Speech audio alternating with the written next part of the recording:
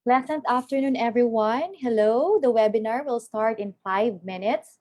We remind everyone to stay on mute and have their videos off throughout the webinar. Please tell us where you are from in the chat box. So let us relax, sit back as we listen to our resource persons in a while. The webinar will start in 5 minutes. Thank you.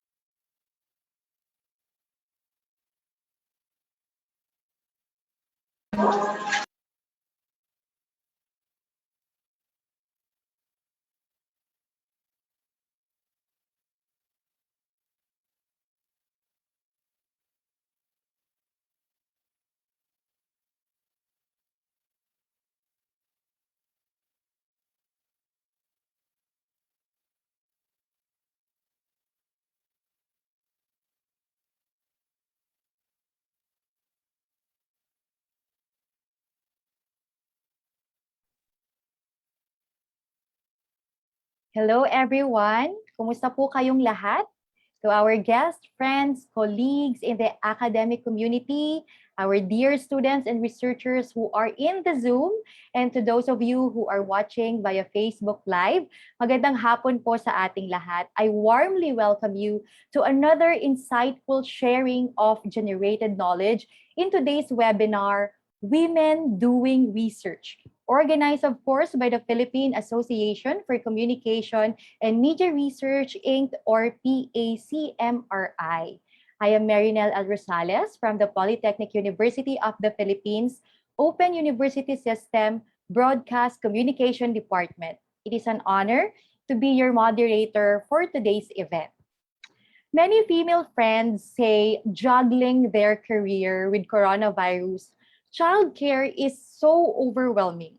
as well as caring for their older family members, and an increase in chores such as cooking, cleaning.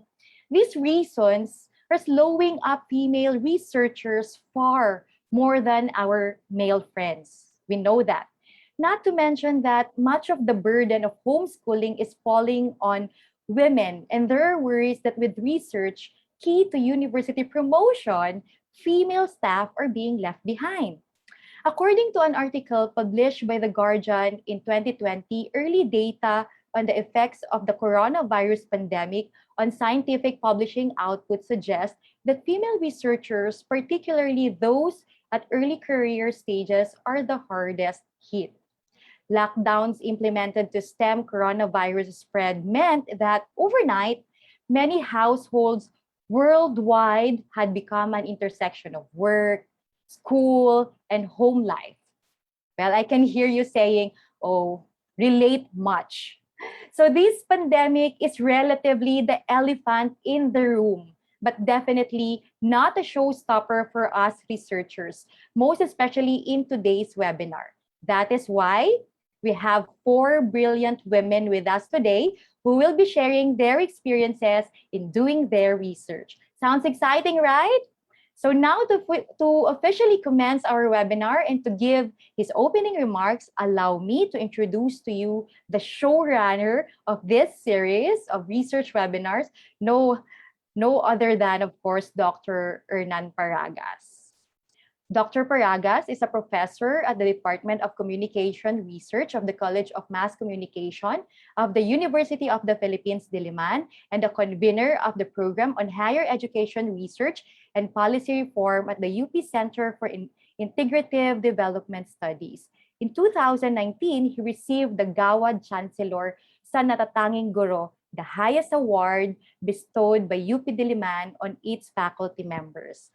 Please join me in welcoming the President of the Philippine Association for Communication and Media Research, Inc., ladies and gentlemen, Dr. Hernan Paragas. Sir? Hello, good afternoon, everyone, and thank you, Prof. Inel, for serving as moderator today. So magandang hapon, and welcome to our Women Doing Research webinar. This afternoon, we are pleased and proud to highlight the important role of women in research.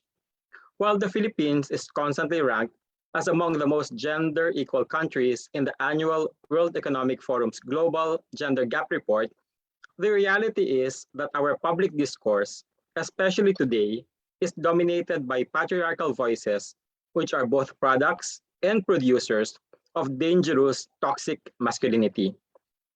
To subvert this system, we need to amplify the voices of otherwise muted groups.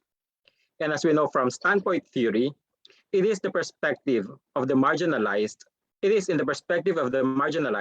that we see and internalize societal truths and realities. Feminist standpoint theorizing specifically asserts that women are in a better position to interrogate and contest existing power relations because knowledge resides and flourishes from their engagement of the social milieu. Today, we are most fortunate to have 4 scholars who exemplify the significance of women who do research. They represent the diversity of women scholars and the richness of research in the Philippines. We will hear Dr. Faye Santamaria Abalos's Autoethnography in Matnog, Associate Professor Sir Latif Yusuf's experiences with media and information literacy in Marawi, Associate Professor Maya Tabada's forays from journalism to research, and Dr. Jenny Ortuostes' engagement of a rather masculine industry. I hope you will identify with their studies and stories and aspire to be researchers whose work is part and parcel of who you are. I further hope we will have the opportunity to have you as our speaker in a future webinar like this. Let me change gears and invite you to the National Communication Research Conference, which the UP Department of Communication Research is organizing together with PACMRI, the Philippine Association for Communication Education, and the Philippines Communication Society. To be held this November 12 and 13, this year's NCRC has the theme, Breaking Through Outbreaks and Breakdowns, Researching Communication and Media in the Pandemic, For details, please visit the Facebook page at NCRC Philippines. The registration for the conference begins on September 20, with early bird rates of 250 pesos for senior high school students, 350 pesos for undergraduate students, and 750 pesos for graduate students and faculty members. We are now screening over 100 abstracts which have been submitted for consideration in the conference. It promises to be an engaging and exciting event for all of us research enthusiasts. In closing, I would like to thank Associate Professor Inel Loreto Rosales for serving as moderator today, and to Dr. Joyce Ariola, who will deliver our closing remarks later. Dr. Ariola has also generously organized PACMRI's event next month, which she will announce later. I will not say more so as not to preempt the wonderful present she has prepared for all of us. Maraming salamat sa inyong pagdalo ngayong hapon, and I invite you to post your comments and questions so we can have a very vibrant opening forum later. Mabuhay at padayon sa ating lahat na mananaliksik ng bayan. Back to you, Nel. Thank you, Dr. Hernan, for warmly welcoming us to this event. As always, you give us something to think about whenever you start talking. And the NCRC is something that we are looking forward to each year. Yes! So mag-register na po tayong lahat, and we will see each other again sa NCRC. So excited. All right, so at this juncture, please allow me to deliver a few reminders. Kindly use your full name as your screen name to verify your attendance for the certificate. Please keep your audio and video on mute. All right, please type your questions or comments in the chat box. Those in the Zoom, you may also raise your hand using, of course, the emoji reaction found at the lower part of your screen, and wait to be acknowledged before speaking. Now you're asking about the certificates. Of course, certificates will be given to those who pre-register on or before August 24, 2021. Of course, please leave a comment or reaction in the event page of the PACMRI in Facebook and complete the evaluation form after this event. The form must be submitted by 11:59 p.m. That's tonight. Okay? So are you ready? Can I read your greetings here sa ating chat box muna before we start para mas lalo kayong ma-excite? Anyway, it's only 1:08 in the afternoon. Ayan, greetings to the Sintang Paaralan, our Polytechnic University of the Philippines.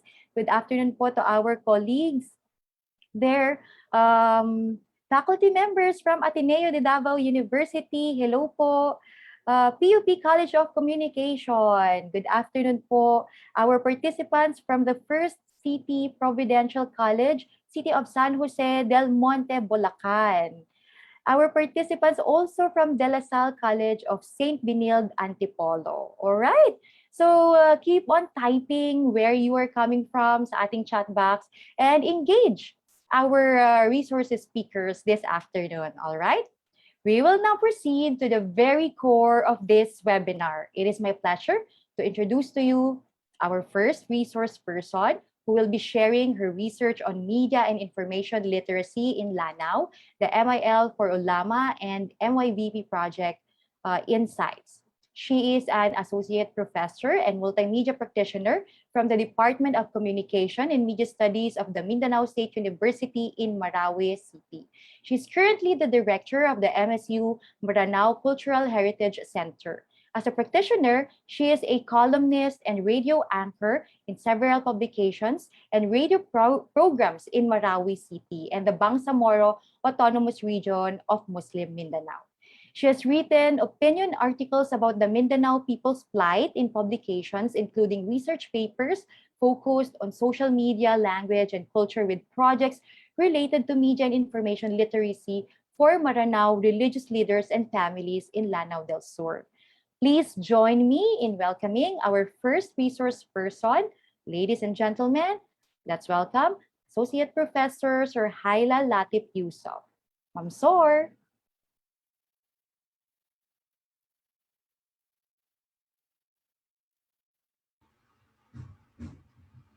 Hi, good afternoon to everyone. Can I be heard, Inel?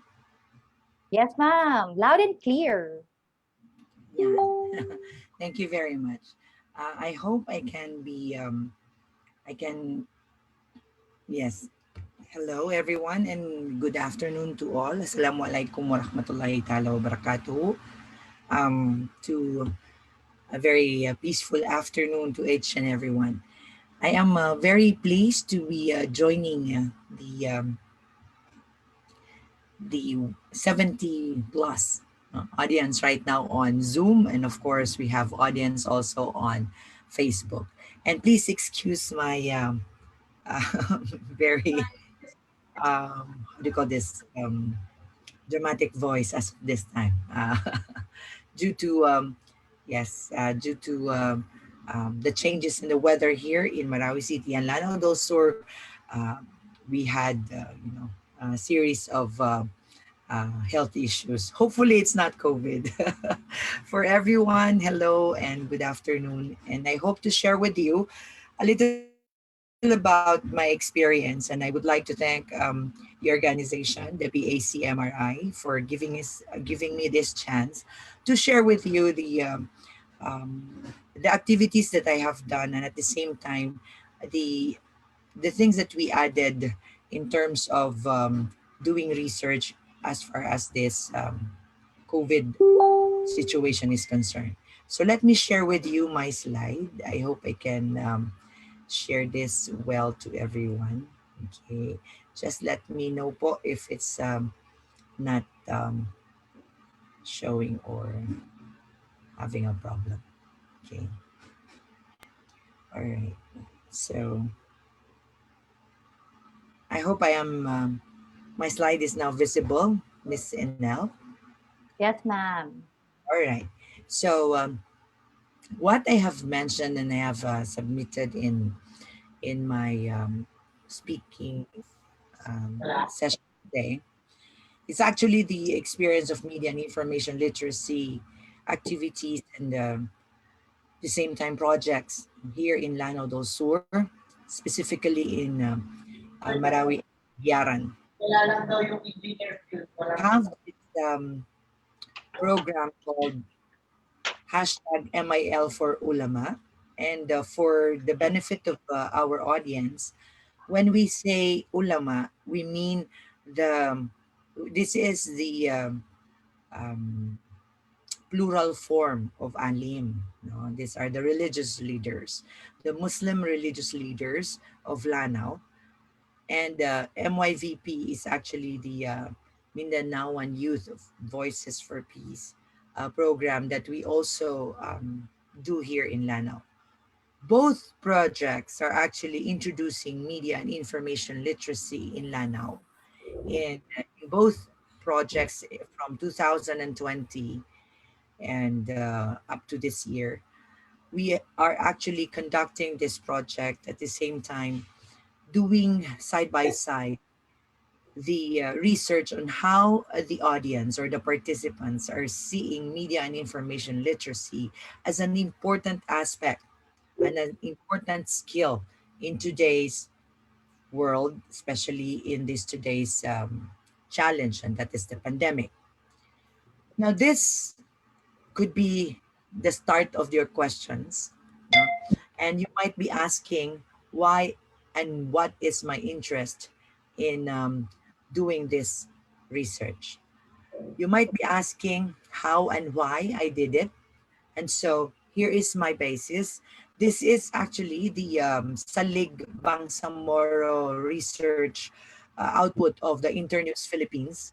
And what came out in their study is that among the top five experts trusted by the Bangsamoro Autonomous Region in Muslim Mindanao, where to get information, you know, are actually the first in the rank is the religious leader, followed by the barangay chair, then the traditional leader, then the health workers, and then the national authority. So if you're going to see it, here in the barn, they give that one, what do you call this, unique, no? Unique um, bias towards getting information from the religious leaders.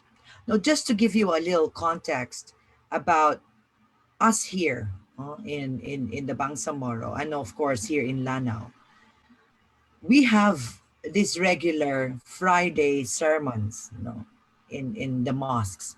And mosques here should not be given a minimum, how do you call this? Uh, what do you call this? It cannot be underestimated, because the number of mosques here depends on how many are the people within the barangay. In other words, in one barangay there could be, say, five, or if it's just very few, there will only be three mosques. But because of these mosques, we have fathers and mothers who are, especially the fathers and the men in the family, are obliged to be in the mosques during Fridays. And so, because they are obliged to be in the mosques every Fridays, and part of the prayers is actually a sermon, which is on societal issues. And one, during the pandemic, the major conversations and the major um, contents of the issues are all and mostly about how people are facing this COVID 19. And so, whatever the religious leader there would be saying, whether against or pro the COVID 19 health protocols or vaccine issues, then it will be the mantra of a particular barangay, you see? So that's how important the religious leaders in our community, not just the media practitioners, but the religious leaders. So because of that, I see it as an inspiration on why I did this kind of research and at the same time project. Now, since we all know that MIL constitutes what do you call this, a composite set of knowledge, skills, no, attitude, and also competencies and practices that allow um, this what we call effective access, no, and at the same time critical evaluation in as we interpret, use, and create, and at the same time disseminate information and media products with the use of the existing tools that we have. It cannot be denied that MIL should be something that we needed to inform and we needed to give to every individual in our society, because it is the 21st century skills that we needed. So, again, going back to that context where I have expounded about the religious leader's role, I see it upon myself that it is important that we really look into how MIL can be learned by our religious leaders. And at the same time, to back it up with the help of another project that we are working on, we actually back it up with looking into the smaller or the smallest unit of the society, and that is the family. We looked into how family development programs can help, no, our Mindanaoan youth. And that is to introduce as well MIL as one of the family development sessions that we will be giving to the Lanao people. And our interest again is because of this definition, and at the same time this implication that UNESCO is trying to push forward about MIL, and that is to make us literate about how to use, when to use, and when not to use information that we see via multimedia platforms today. And whether we like it or not, all of this fake information, both disinformation and misinformation over social media, they are knocking at the doors of our homes and even in the hearts of our children who are always in front of their smartphones. In other words, we really needed this very core, and that is media and information literacy. So, again, to me, in this experience, MIL concepts should be popularized. It needs to be popularized in all ways that we could. Like in my case, as a broadcaster here in Lanao del Sur, I see to it that in all of my what do you call this, appearances or programs, or even in my guestings, I see to it that I popularize the MIL concept, explain it so that it's understood, and lastly, it should be visible on mainstream, just like what we are doing. And I'm very thankful that there are different organizations around the globe, aside from UNESCO, that is what do you call this, that are very embracing, of the idea that this concept should really be embraced, or popularized and introduced to a lot of people, especially in today's um, challenges. So I introduced MIL concept to the ulama of Lanao. This is the USAID Interns funded grant that I had, the MIL for ulama, with we have reached about more than 100 ulama leaders, both male and female. They call the plural for the female ulama or alimats, no? And we have a total of 120 participants who actually joined uh, the process of understanding in misinformation, disinformation, and the whole of the information um, system. And so they were trained on how to process and evaluate information and decipher the different news items that can probably destroy their perception about how health workers are working very hard in these days of the pandemic. Your Ustad Muhammad Bani, and this is my wife. Let's help one another. Let's spread positive content and help fight disinformation. Hashtag think before you click. So that was the thing that we do at the end of the session. We want them to promote hashtag think before you click, as ulama, so that they can also be heard by other individuals, and at the same time the Muslims here can appreciate the ulama saying that they should not just share anything, but rather think before they click. And at the same time introduce this to this sets of these are the I think these are the daughters and the sons, because we have separate sessions for the sons, the daughters, the mothers, and the fathers in the communities that we actually share MIL with here in Lanao. And we have started it here in Sagyaran, Lanao, those or through the MYVP program that we are also doing. So maybe this will be the last few slides that I will be sharing with you. What are the lessons that I learned, as a researcher, as I go on with this kind of project, at the same time my research work? Of course, information is vital, and we all know that. And I don't have to emphasize on that. Being communication specialists in this team, in these members of the August Body, I am very sure that we know what we mean by the vitality of information nowadays. But in all of the things that I have experienced, information really is for all.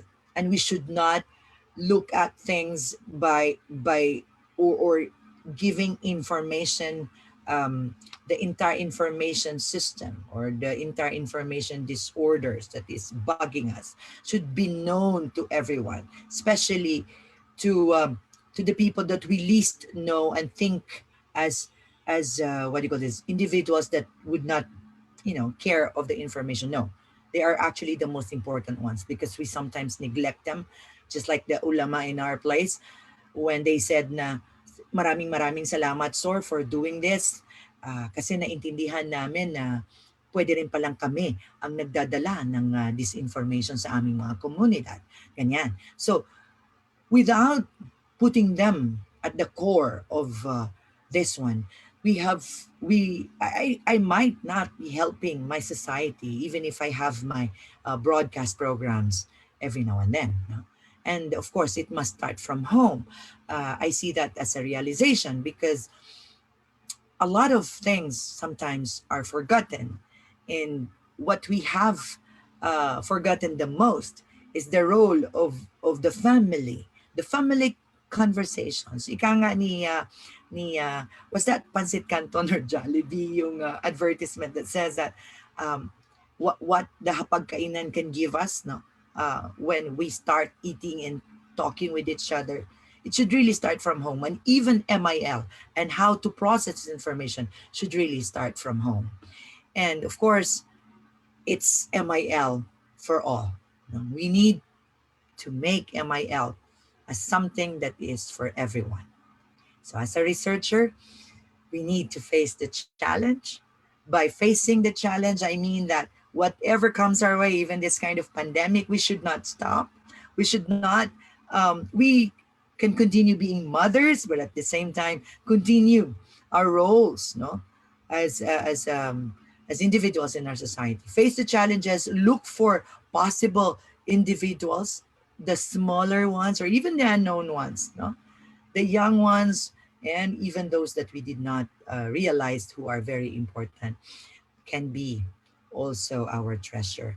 And lastly, willingness, the willingness to risk, the willingness to risk it. Because if we are not willing to risk, just like how people see me here and say, wow, Sor, you invited the ulama, you are not an alima. How are you able to talk to the ulama? They might disrespect you and all that. But mind you, my experience was different. I was so thankful that religion is never behind in making and understanding whatever information and whatever media literacy that we have and so on with our in the entirety of the information system or ecosystem. With that, I would like to thank again PACMRI for giving me this chance, no? For sharing with you my experience, and hopefully all of the insights and the research outputs when we are done, hopefully for the end of this year, we will be publishing whatever we can publish for the this ongoing research. Once again, thank you very much and good afternoon, everyone. Thank you very much, Ma'am Sor. Wow, that's so inspiring. It's really interesting to know how media and information literacy can be functional to different sectors of society and to groups of leaders, most especially during this global health crisis. Ma'am Sor, your advocacy of introducing MIL concepts to families of Lanao is so admirable. Kanina parang teary-eyed ako kasi it's also part of my advocacy and my husband's advocacy, media and information literacy. And just last month, we had the webinar series for researching media and information literacy here in the PACMRI. Parang kailan lang yun? Parang yesterday lang yun, ano? So it's like, this is a continuation of that webinar series. So can we give a heart emoji reaction naman for Professor Sor? There you go. Yan. Thank you, thank you, thank you. We need more of these kind of advocacies. And Ma'am Sor, keep soaring high. Ayan. So parang ako lang yata natawa. So joining us in the Zoom are very active participants from UP Los Baños. Of course, there's Grace here who is from China. She says, she lives in Manila and studying in USC Graduate School. We are also joining us here, participants from La Verdad Christian College in Apalit, Pampanga, Doha in Qatar, Manuel S. and Berga University Foundation in Lucena City, the CMC Graduate Studies Department in UP Diliman, Occidental Mindoro State College. Hi, Laika. Our participants from DepEd Caloocan, Bulacan State University, UP Los Baños, Gender Center. Hello po sa inyong lahat dyan. The USTP CDO, Occidental Mindoro State College, National University, Fairview Campus. All right. Thank you very much for joining us this afternoon. Okay, so now let us proceed to our second resource person. She is a writer, teacher, and journalist working as the OIC and EIC of PTV Network's Digital Media Unit. Her honors include a first place Carlos Palanca Memorial Award for essay and 5 Nick Joaquin Literary Awards for short story. She teaches master's level courses in communication, marketing communication, journalism, and creative writing at the UST Graduate School. She obtained BA and PhD communication degrees from UP Diliman, where she received the Best Dissertation Award, and an MBA from the Ateneo de Manila University, where she earned a silver medal for academics. Wow. Let us all welcome our second resource person, Dr. Jenny Ortuoste. Jen?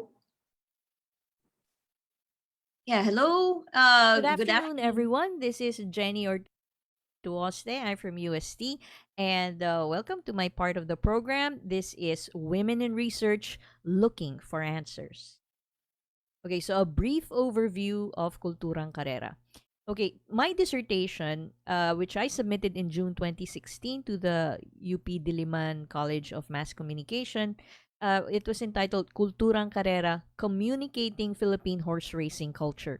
So it was 20 years in the making, because this is not just a story of the racing industry, it's also the story of my life. So I used a qualitative approach, autoethnography, and basically, this study explores the way by which meanings are formed and spread in the horse racing subculture using an autoethnographical approach that maximizes the researcher's trove of personal knowledge, guided by a cultural studies perspective.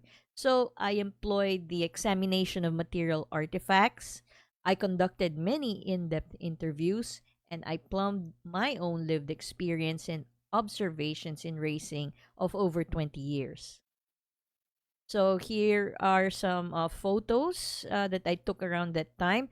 So carrera or horse racing is a formal sport and gambling activity. It's been around in formal aspect since 1867, meaning with organized betting and wagering systems. Before that, we had fun runs, participated in by the gentlemen of society around the time. So it was in 1867 that the first racetrack, Manila Jockey Club, was established on a more formal arrangement. In fact, this is the first horse racing club in Southeast Asia. So basically, my study was an ethnography of racing, and I found out racing fulfills needs for entertainment, pleasure, and festivity. It is a livelihood. There is an economic aspect to it, and it provides a distinctive cultural output. Community has grown around racing, primarily for its economic aspect as a livelihood, but through the centuries that it's been in existence, it has grown its own culture, and that is what I studied. So my study framework was, so here you can see the model I came up with. My theories were culture and communication of James W. Carey. I also employed social construction and ethnomethodology, or the study of common sense knowledge. So I came up with the model, and I call it the 3 C's for studying subcultures. And I'm sharing it with you. Hopefully, it will be of use to you. Commerce, culture, and communication are the 3 main aspects that I employed when studying this particular subculture. So all these three synergize together toward common goals. And these are embedded within the co-culture or the subculture, which in turn is embedded in the larger mainstream culture, in our case, in Philippine culture. So my conceptual framework was komersyo ng karera, the commerce, the business side, the money, and the conduct of the sport, the wagering, and so on. Kulturang karera, which refers to the constructions of norms and values, rituals and traditions, routines, roles and hierarchies, and so on. And the komunikasyon ng karera, which is the creation and dissemination of racing information. So I delved into sign symbols, salitang karera. We have our own jargon for racing, tips, and these were conveyed through the use of mass and digital media, and of course, face-to-face communication. So all of these working together in order to reach the goals of profitability, enjoyment, and survival. So my summary and conclusion of my findings were that racing is socially constructed. It is a situated activity. it takes place at certain locations, the racetracks, off-track betting stations, and so on. It is an intentional community. It has common goals. So it was created to sustain the comercio, the business, and the livelihood. Now, the cultura arose through consensus. It was negotiated through consensus and consent in a continuous interactive process situated in an environment with shared activities, practices, and beliefs, creating an orderly life. So its values are the same as that of Philippine culture, with emphasis on certain values that are necessary to sustain their social reality. So the core racing values relate to humility, honor, helpfulness, sharing, and a sense of family and community. And smooth interpersonal relationships were conducted through Filipino values of pakikisama and pakikitungo. And the communication is the means by which ideas and information are spread, activities performed, and social order maintained. So racing is dependent on mass media for survival.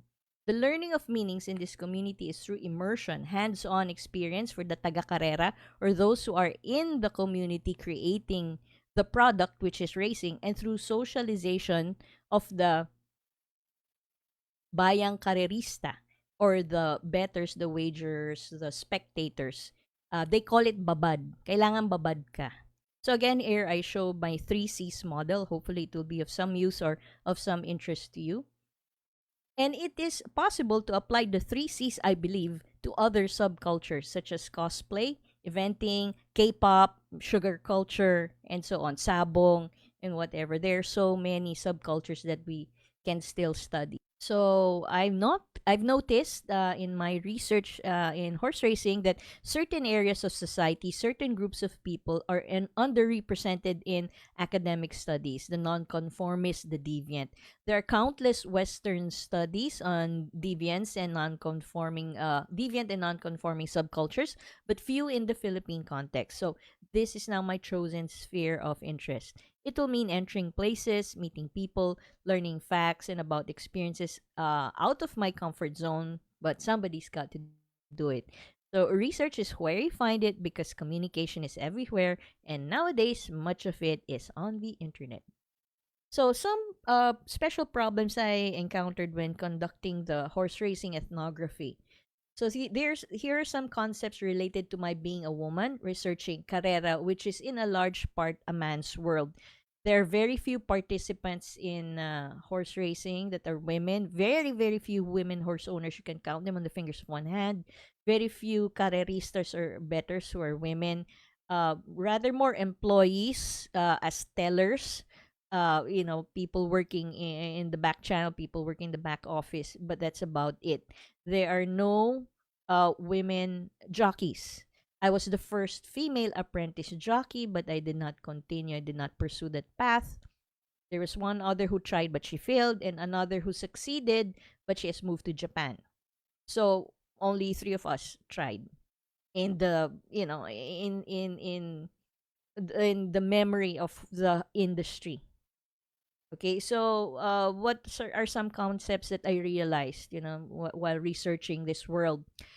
First, privilege. In a large part, I gained unprecedented access because of my associations with horse owners and ex-husband, who was the president of the jockeys, and my own stature as a racecaster.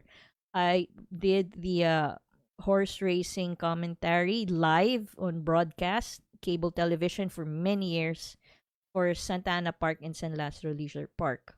So because of that, I was the wife of the president of the jockeys. I was a sportscaster. I worked for the horse owners in various capacities as a manager for their organizations and so on, writing and creating magazines for the Philippine Racing Commission. I was privileged, and because of that, that gave me access. And familiarity is another concept. I had been around the community for many years. I knew them and they knew me. As I said, I married. I was first an apprentice writer as a journalist for Manila Chronicle. I wrote about it from the inside as an apprentice jockey. And during that period, I met the man who later became my husband. He was a jockey. And from there, I entered the world of horse racing. So from a young woman fresh out of college until, now, I've been a part of the community. Another concept here that I came across very strongly, patriarchy. To get answers, to get people to open up para magkwento sila, I sometimes had to role play, pretend to be dumber than I was, or a wide-eyed ingenue, like, really? Oh, ganun po ba? So you had to enter into a role or a certain persona in order to get people to open up. There was also the notion of class. Some people were intimidated and found it hard to open up to me. Nahihiya daw sila. So I learned that you need to learn the history of the community that you want to study. You need to be immersed in it in order to get really deep information and create the thick descriptions that Clifford Geertz talked about. You need to build relationships. You need to spend a lot of time, give of yourself to the community, and experience life as the community members do. So the photo is of me, fresh out of college. I was an apprentice jockey. So in practice, ang kailangan para sa isang matagumpay na etnografiya ay ang makisama, makibahagi, makilahok, makiisa, makiramdam, magbabad, makipagkwentuhan, at magpakumbaba. Because you don't have all the answers, they do. And it is not through interviewing or interrogation that you get the answers, but through exchanging stories, telling stories with each other. That's why I write here, makipagkwentuhan. And general problems, in general, referring to my other research outside of this one in the horse racing industry, there's the lack of access or restricted access. Okay, you're online, you're googling, and suddenly you see sharing has been disabled for this study. Oh no, abstract lang ang nakikita ko. Paywalls, you can't afford the books or the journals. But there are countless theses and dissertations moldering in the libraries, but you can't reach them. They're locked there in the universities. And when fellow researchers cannot or do not share, uh, they have it, but they're not letting you have it, so that's a problem. Another problem, I saw different skill sets. I can't math, so I'm more of a qualitative researcher rather quantitative. I wonder what if I could math, maybe I would get a different set of answers, that would broaden knowledge about that particular topic under study. I also had a problem with gatekeeping, shortage of publishing opportunities for my work. So, what are some ways that we can move forward as women in communication research? First, I would like to identify who are we, how many are we, where are we? UNESCO says just 30% of the world's STEM researchers are women. How many are communication researchers? We don't know. How many are women communication researchers? We don't know. How many are women communication researchers in the Philippines? I think it's time for a nationwide survey. Second, after identify, I believe we should link on the national level. Iba pa yung international, okay? We know we do go into that. We already have international links, but I think we should strengthen also our national linkages with each other. And then third, I believe we need to collaborate with each others to find more answers. Now, if I, a qualitative researcher, found a partner who was a quantitative sort of researcher, then probably would come up with a powerhouse study. And fourth, I believe that we should share. Research serves no one if it is not shared. So I'm hoping for more academic journals that are inclusive and diverse. And I hope that universities can put research online for free at the university level. And also, tayo na rin as researchers, we can do this at a personal level and share. I've written to international researchers when I find their work and I can't access it because of paywalls, and I write them directly, through their emails. And, in less than 24 hours, this has been my experience, in less than 24 hours, they send whatever it is, that essay or the journal article, they say wholeheartedly, here it is, I'm glad I can help you. So, sana ganun din po tayo with each other. Okay, so thank you very much for listening to my short talk. And if there are any questions, I'll be glad to take them later on. Thank you very much. Thank you very much, Dr. Jenny, for sharing your story, your life, actually, with us. Also, your comprehensive discussion about the horse racing culture and subcultures, particularly related to hierarchy, standing, and gender. So we learned about the 3 C's model. Wow, that's commerce, culture, and communication. And there's a Filipino counterpart in there, the 3 K's naman. So I'll take note of what Dr. Jenny said earlier. If you cannot math, do quali research. All right. So how many are women communication researchers in the Zoom right now? Can you please raise your hand? Tingnan nga po natin, how many are women communication research in the Zoom right now? Wow. Okay, I can see you raising your hands. Oh, and there is one clapping. Oo, talaga namang you deserve talagang palakpakan. Ano po? Okay, madami-dami po. Actually, we have a combined 100 participants sa Zoom at sa Facebook Live. Magandang hapon po sa inyong lahat. That's information overload already, right? Dalawa pa lang po yan. So reserve your questions for the open forum later. Thank you for participating. Our active audience, napaka-engaging nyo po. You may also share your thoughts in the Zoom or whether you're in the Facebook Live right now. Babasahin po natin later yan if we still have time. Meantime, let's have our short photo-taking break. So may we request our participants to please turn your video camera on and show your sweetest smile and beautiful faces. Ayan, sige na, mag-picture taking muna tayo bago po natin ituloy ang ating webinar. Are you ready? Can you please open your video camera, Sir Hernan? Yes, hello. Prof, pakipatay na yung, ayan, game na. All right. Yan, so there are 4 panels kasi marami tayo today. So please bear with me. Please keep your smile, no? So picture, mag-size mo na yung buhok. And they're really raising their hands pa. Hindi pa nila naibaba. Oo, I was able to screen cap nga the picture. Yan, maganda yung, can you, siguro maganda sa picture na to, if you can raise your hand, if you're, di ba? Okay, so let's raise our hand.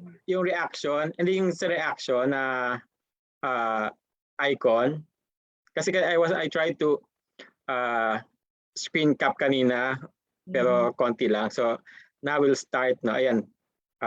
Okay. Wait, or give me a sec. even if you're not a woman, pwede po kayong mag-raise ng hand, di ba? If you're attending our webinar right now, and you're a researcher, then go raise your hand.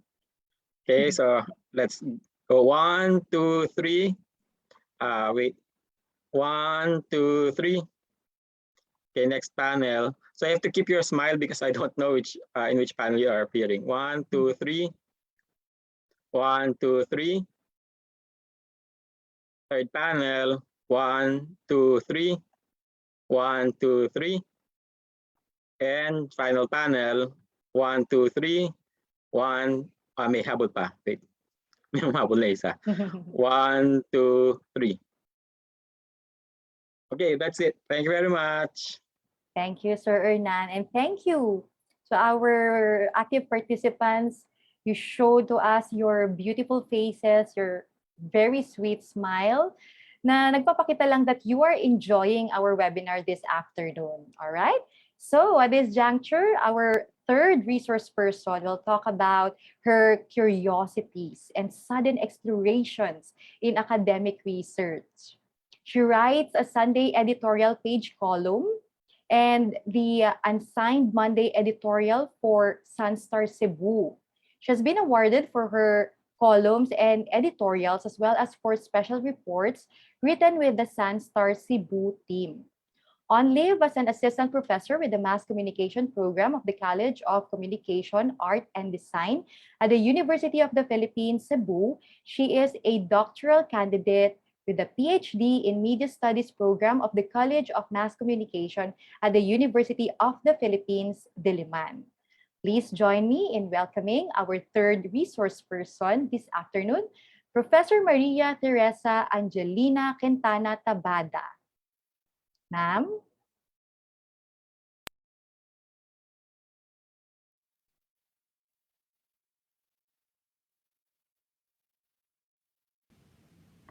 Ngayong hapon, magandang hapon po. I am Maria Sanghil na Quintana Tabada or Mayet. I would like to thank the Philippine Association for Communication and Media Research for this opportunity to share my brief but meaningful experience in communication research. For more than 30 years, I've practiced journalism in Cebu, which includes my years as a campus journalist. I've only fairly recently started communication research, initiating in 2014 a case study on the Cebu Citizens Press Council or the CCPC as a media advocacy group promoting media regulation and media literacy in Cebu. I was a member of the CCPC until 2012 when I went on leave and started my studies with the Master of Arts in Journalism program at the College of Mass Communication in UP Diliman.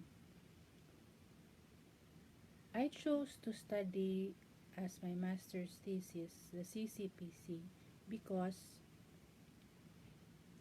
I value the subjectivity which I as a journalist and as a former member of the CCPC had for evaluating how successful the CCPC was in promoting the participation of citizens in calling for newspapers to correct errors in accuracy and fairness. One of the major findings of that study was culled from key informants representing civil society that emphasize the importance of the media literacy work conducted by the CCPC in educating citizens on how media work. And with this knowledge, citizens could take greater participation in not just communicating but also monitoring and acting as media watchdogs. The importance underlined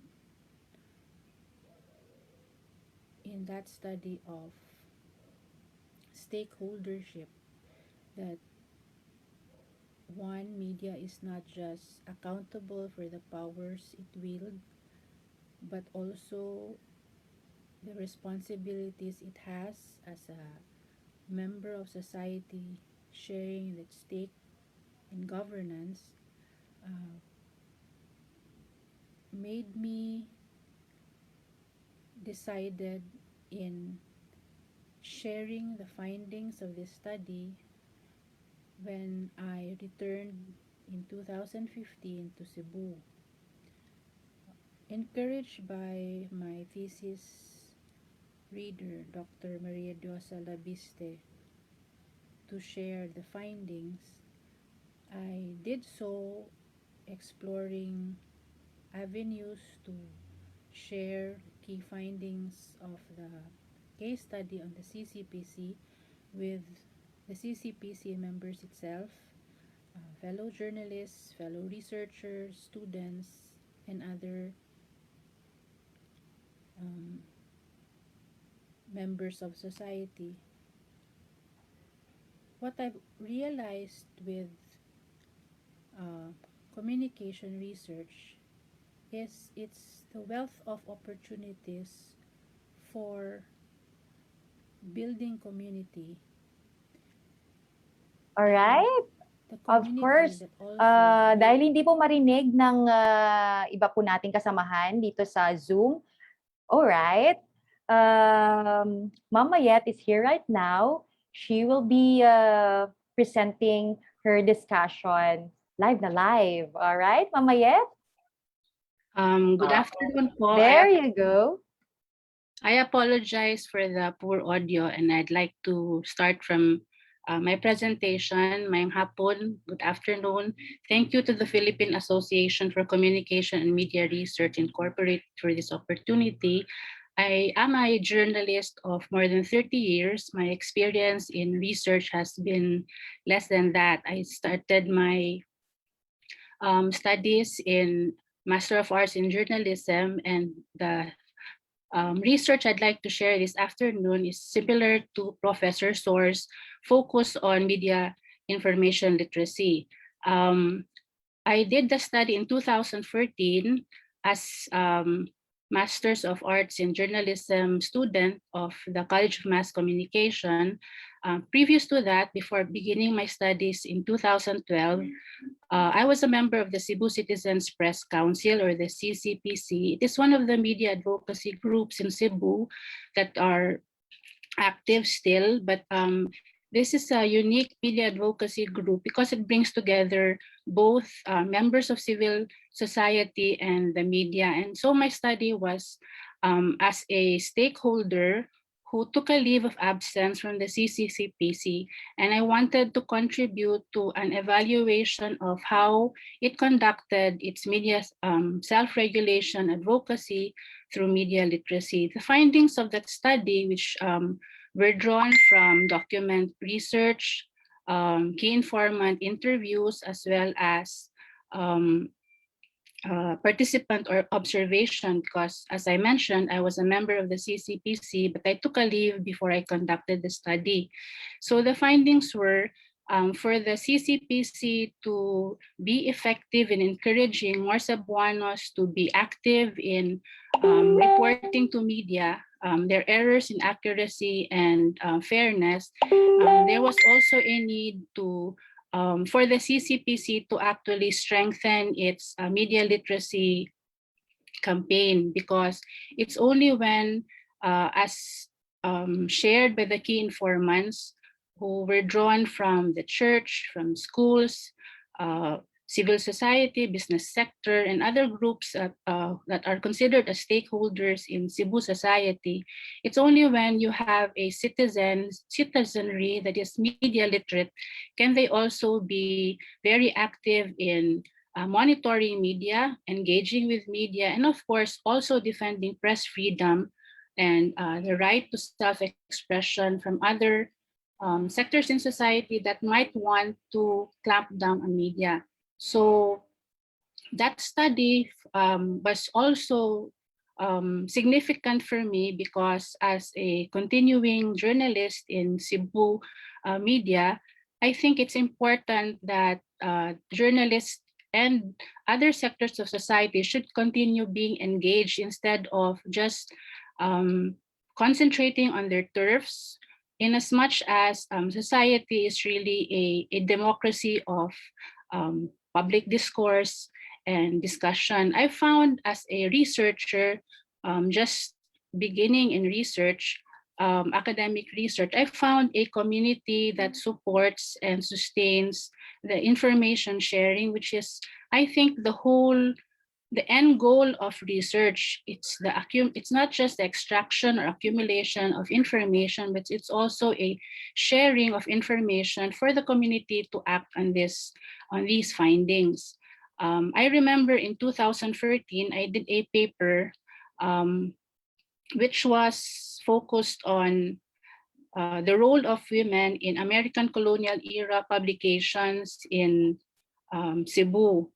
And this paper, which I submitted to an academic journal, was actually turned down a year after I received the formal feedback from an editor, who said that the paper needed more theoretical a better theoretical framework, and I linked to the problem that I was trying to explore. And I felt that this, while the editorial rejection pained at first, upon reflection, I found it very useful in improving, looking back how I reviewed the study, and I improved it. And I hope to pursue this now as my proposed dissertation. And this still continues. I look into exploring what journalism means to many Cebuano stakeholders, because I think for many years, the term of comentarista or the broadcast commentator was oftentimes associated with the masculine. It was a bombastic commentary focusing on the public issues. But as Nancy Fraser pointed out, the public sphere is a gendered one, which marginalizes personal and domestic concerns as not really public. And I feel as a woman that many women have long written and focused on this problem. And it's also surfacing the women writers who contributed to newspapers even during the American colonial era. In Cebu, this was a very liminal period. It was also the start of American colonialism. However, it also promoted the growth of education, opportunities for women, and therefore you had the voices of women and their subjectivities expressed through the articles written in Cebuano, in, for instance, Bagong Kusog and Nueva Fuerza, which are American colonial era newspapers. And as a researcher, I feel that the need to engage with other sectors of society, particularly those who are marginalized or disempowered or left out in public discourse, is important and is, I hope, my contribution to research. It's by surfacing the writers who happen to be just women, but were also tackling personal and domestic issues, which were the concerns of many women of the American colonial era period. This shows that it's actually a form of citizen journalism already showing signs of participation in the public sphere. And therefore, I end this presentation by encouraging other women like me who are just new to research to continue exploring the areas that they are familiar with and that needs to be reviewed and surfaced and studied so that there can be more participants and stakeholders in society. Daghang salamat. Thank you, Ma'am Mayet. Of course, researchers are also Girl Scouts. Laging handa, right? At thank you, Ma'am. Pumayag po kayong mag-live. All right? And your insights from being both an insider and outsider, carrying out media criticisms of your press colleagues is so essential for media self-regulation and media literacy. I am curious kung paano po ina-apply yung media and information literacy ng inyong mga journalist friends and gaano ito ka-relevant sa kanilang mga trabaho sa kanilang mga field. And you mentioned earlier that connectedness to community as a journalist and citizen is complemented and this is being part of your dissertation proposal. Yung naunang research study ninyo ay na-reject, but then again, you reviewed it and you revisited it. Kaya naman, merong ganito tayong usapan ngayon. Wow. Thank you, Ma'am Mayet, for sharing that experience with us. Alright, umuulan na daw sa ilang mga lugar dito sa NCR. Ayos pa ba ang ating internet connection? Can I see your emoji reaction? How do you react? Is it raining out there? Yeah, there's thumb up sign. Ayan, merong pa-heart emoji. Alright, kaya pa ba ng inyong internet connection? Of course. Alright, we are going to proceed now to our fourth speaker this afternoon. Our next resource person is a professor of speech communication in UP Baguio Department of Communication. She earned her PhD Development Communication and Cognates in Rural Sociology from UP Los Baños. Her research specializations are space and spatiality and poverty studies. She has edited special issues for the International Journal of Social Ecology and Sustainable Development and Southeast Asian Media Studies Journal. She has published in several reputed journals. Let us welcome our fourth and last resource person for this afternoon. Ladies and gentlemen, Dr. Cecilia Fe Santa Maria Abalos. Ma'am Fe? Okay, thank you. So I'll start before it starts raining here in Baguio. I don't exactly know where to start my paper, but this is how I'm going to do it. No? I have a long time struggle with my feminist standpoint. I was raised by a feminist mother. And of course, I went to schools na very, very strong ang mga feminist perspectives. No? I owe a lot from my MA speech communication from Dr. Pat Lazaro, who really set me free when it came to research. No, he at some point, sometimes we don't meet eye to eye with a feminist perspective, but I do appreciate the respect. I was honed by, I want to say thank you also to Dr. Torres Yu, kasi mukhang nabuo niya yung pagiging feminista ko even when it came to research. No? So, PhD in Los Baños was the starting point and the inevitable thing for me. No? So, I have to thank Dr. Sandy Flor and Dr. Lutgardo Tolentino. And of course, the faculty of College of Development Communication in Los Baños, who allowed me to be myself in doing research. So I have a long time struggle with my feminist standpoint, and I realized I am part of the hegemonic knowledge. And each time I conduct research and write is the peeling of the self. Attempting to rid myself with these phallocentric ways of knowing, always I end up with narratives that are not of bliss.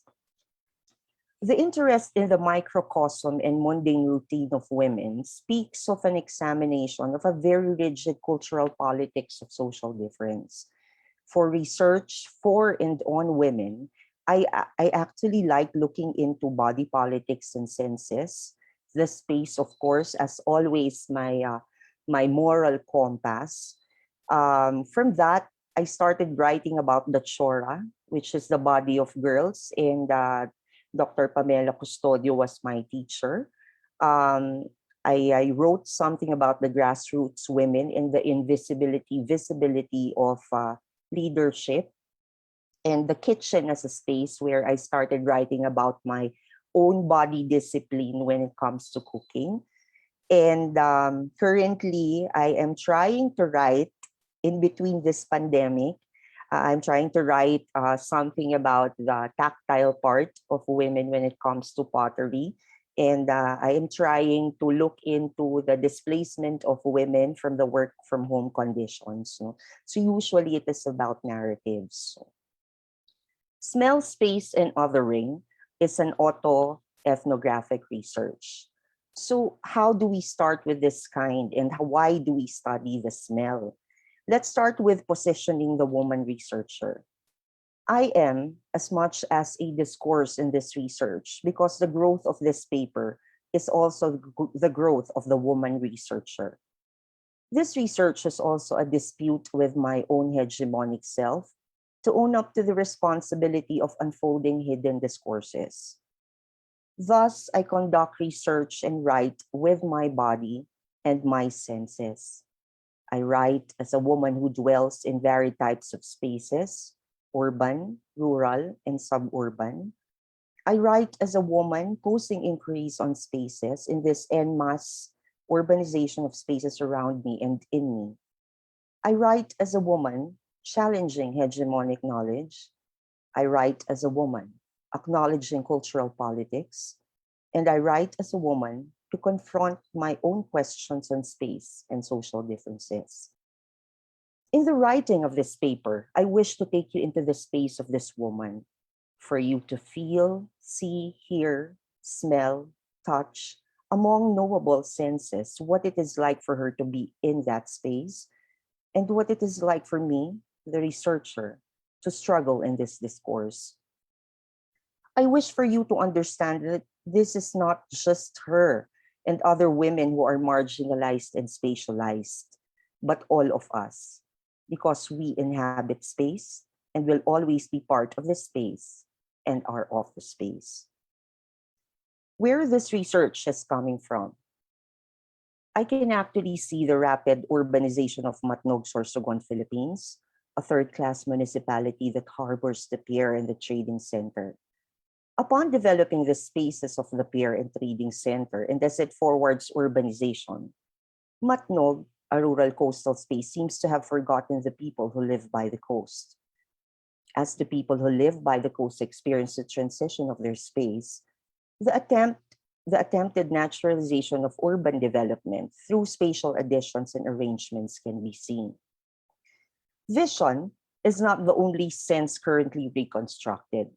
As rapid as the spatial transition, the smell of the rural coastal area is becoming derogatory. And so is the smell of the people who inhabit the space, because the urban development project only accepts a sanitized smell, far from the piscine scent of the people in the space. It is rendering their smell as unnatural. Is what I smell on the other and that of the space the truth? If recognition of particular smells is contextual in nature and disassociated with an individual's memory, an individual may find other scents repulsive or acceptable. If scents and smell are recognized and associated with an individual's experience, then the way I smell may also be preformed for me. In a study on spaces experiencing social shifts from the rural coastal to that of the urban, I say that spatial assembly is effected to promote urbanity as a way of life that is also cognizant of development and progress, making any spaces that is symbolic of rural as something that is poor, backward, and counter-progressive. Therefore, as the space transitions from rural to urban, the sense of sight or vision is being conditioned to absorb urban representations. Yet sight is not the only sense that is being reconstructed in the development project. Uri further notes that modern societies are sensitive to smell and institutions organized to prevent those smells which are deemed to be unnatural. This may of course include many smells such as rotting vegetables, which are quite natural, but in a rural coastal space, piscine smell is natural because of its geographic location. But due to the promotion of the urban project, the natural and organic piscine scent is being rendered as unnatural by advertising a smell that is associated with that of the urban. Because the urban space is anchored to the concept of development and progress, the rural coastal space then takes on the opposing concept. Therefore, any smell associated with that of the rural coastal space and the people who smell of the space is labeled as poor.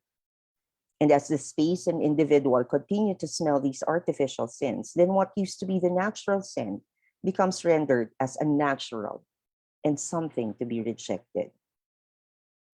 Smells are usually not known in isolation, but as appropriate or inappropriate accompaniments to human activities in certain cultural, social, and physical settings. Due to the categorization of smells that are deemed appropriate and inappropriate, smelling a scent that is unfamiliar or unexpected may become functionary in the following ways: as a device for stereotyping people, representing oppositions through positive and negative pole categorization, meaning attribution associated with particular smells based on specific contexts, demarcating processes and divisions in society and nature, and as symbols of cyclic processes in culture and nature. Smell, when released in a space and by an individual dwelling within it, communicates social differences. Acknowledging the notion that smells are already established in a space due to practices and uses via individuals, then in the discourse of space and its scent, one can already typecast associative words that connote to the social position of both the space and the individuals. It is not only the smell or the space that reifies their identity in social strata, but reification happens through and by the individual who smells it.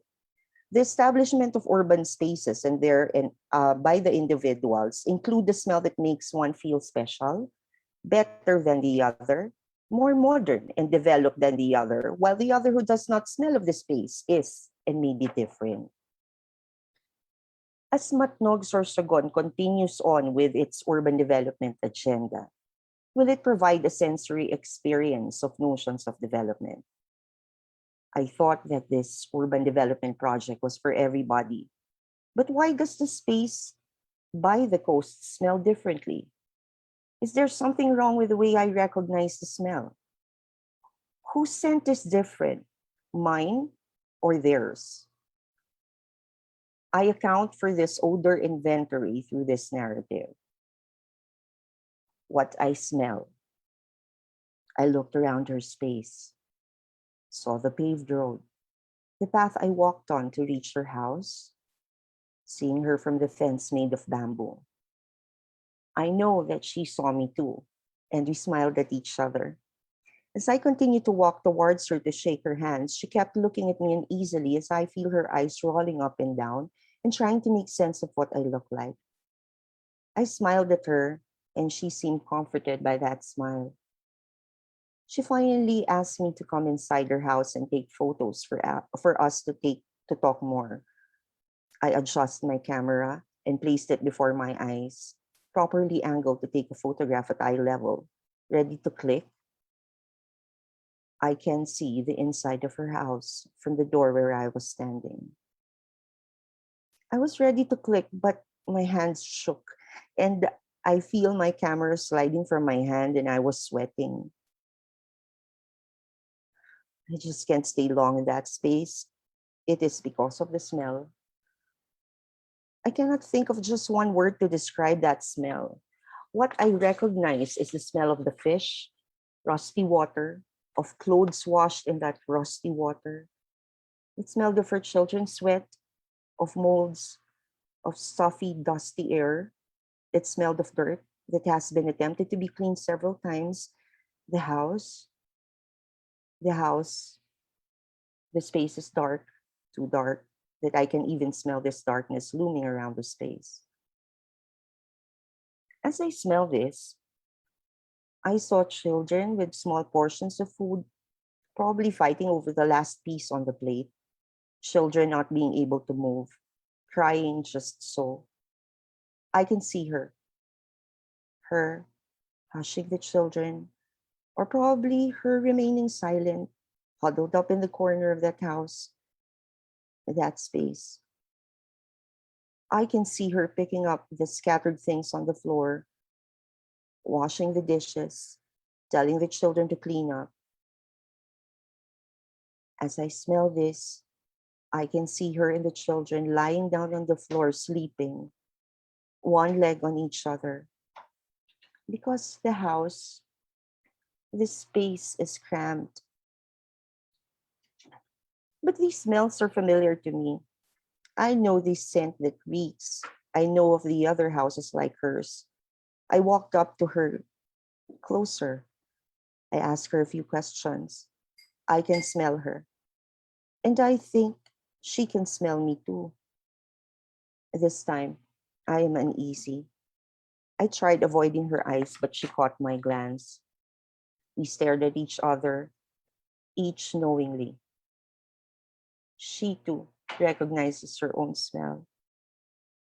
And she knows my smell too, which is not her own.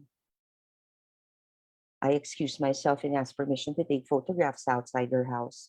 Instead of taking a picture of the house from eye level, I lowered my head and captured a blurred picture of her doorstep. I tried to take hold of myself and took photos of the outer part of her house. I can only show you the photographs I attempted to take for you to understand what it smells like because I cannot bottle up that scent for you to smell it as well.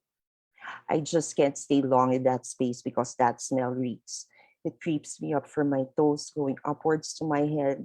That smell clamps on my skin and envelopes me until I choke and find myself breathless.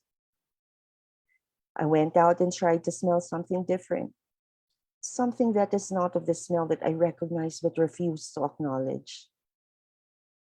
I stayed outside and breathed, trying to take in any scent, fast, short inhalations, but it was too late. The smell of that space is already in my pores. The smell of that place is overpowering. It is wrapping itself tightly, pulling me down and forcing me to stay. It is that smell that makes you stop where you are in order to inhale everything that is presented before you. In that place, the smell freezes you, forces you to close your eyes as it evokes deeply seated emotions of loneliness. That smell tells you to stay, as if whispering to you that when you leave, you will only find yourself back in that place. It tells you that you have no control over things. Power relinquished, moving in circles, a crumbling of one's spatiality. It is that smell that knows no other scent, only that of despair. She knows it too, for we both know this scent. I just can't stay long in that space. I want to grab her hand, pull her out of that space and tell her to breathe and to smell something else other than this, but I just can't do that. What I wish and hope for is that no one smells this and stays. I name the smell. In determining differences amongst individuals, Borthwick explains that the smell that emanates from an individual's body and as perceived by others becomes a form of othering, wherein an individual defines the self through a difference in smell and also negates the other as the not I. Reproduction of social differences is repetitively done as the sense of smell operates to associate and attach labels to an individual in the place he or she inhabits. The sense of smell becomes the agent of power, as this sense constructs and reconstructs what is socially acceptable, nasally identifying how one is different from the other. This space, as an agency of power, operates by building boundaries and demarcation lines between areas with smells that are acceptable and those that are not.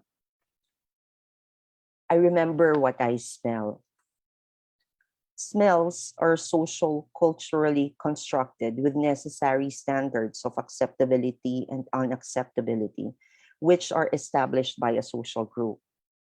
The smell in itself is archived in memory because this is socially and physiologically experienced by an individual. I may not exactly come from the space where the woman whom I smelled dwells in.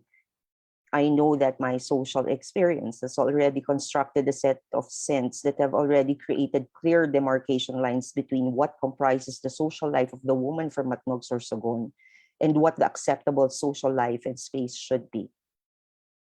Difficulty in placing a particular word or phrase to name a particular scent is rendered pointless because the sense of smell, by the nature of its construction, results from a union of thoughts that is inextricably linked to varied experiences. This may be the reason why in naming scents, one does so based on knowledge ascriptions for other senses. For example, you would be calling a scent sour or sweet, which are taste categories, or saying that the smell is strong or soft, which are derivations of the sense of touch. Sense of smell actually shows the multisensorial nature of memory recall. Miller notes that the lexicon of smell is very limited and usually must work by marking or making an adjective of the thing that smells. Serimatakis states that memory is a culturally mediated material practice that is activated by embodied acts and semantically dense objects. Memory accumulated through and by the physiological senses is deftly recorded. Odors or scents rely heavily on an odor inventory based on observation instead of independent identities because odors are highly contextualized concepts. The perceived scent may bring about emotive language, which may be consciously or subconsciously done. The scent becomes a reminder of a specific emotion that is elicited from the individual who makes use of the sense of smell. That is why there are instances when some scents make us happy, makes us sad, or probably nostalgic, because these smells may remind us of an experience that directly refers to past emotive particularities. Thus, one smells and identifies the scent dependent on one's own memory, imaginings, and abstraction. Communicative meaning of a scent may be derived through the combination of associative and emotive language that has been embedded in the memory of an individual who senses a particular smell. Drafting a narrative of scent or smell entails for them to be rendered as cultural signifiers. In communication, the scent or smell becomes a composite of knowledge, thought, experience, event, or thing in order to complete the meaning of what the scent or smell means. Smell is constitutive of meanings in thought, knowledge, objects, and experiences. What is smelled is not specific. Instead, it is a part of a complete knowledge experience to make sense of reality and some kind of truth. The sense of smell memorializes the meanings associated with a particular space. So in the case of this woman in space, her social identity is maintained by making her remain in the confines of her space. She recognizes her own social identity when she smells others who do not give off a similar scent. She feels then that her smell is unacceptable in other spaces because as she smelled others who do not smell of her and of her space, she remembers that she is not acceptable in other spaces. The smell that is constructed becomes an olfactory imprint in space that continues to reproduce social differences.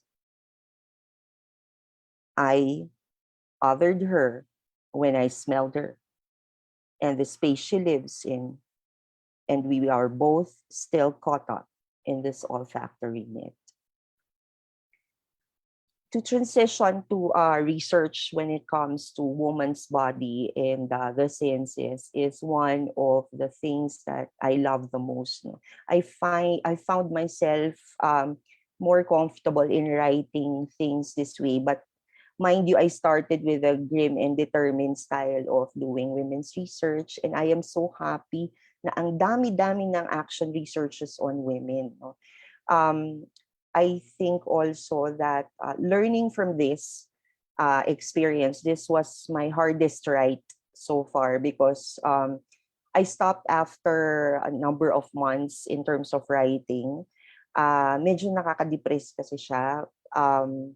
Another tip that I think will make you a better writer and a woman's researcher for women is actually being in the ground.